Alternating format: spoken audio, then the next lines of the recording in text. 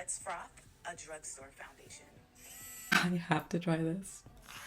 I'm not sure how much water I'm supposed to use, so we'll just do a little bit. I hope you can use any foundation with this. Ooh, this better work because I'm wasting a good foundation. I don't know how well you guys can see, but that's how it's looking.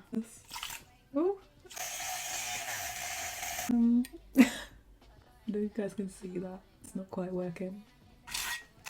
Let's still try it anyway and blend it out. Oh, this feels really weird. It does feel nice and light, that's a good thing. It's actually blending out pretty nicely. Okay, let's try again with a different foundation on the other side. I've used a tiny spit of water this time and I'm gonna go in with Laura Mercier Tinted Moisturiser.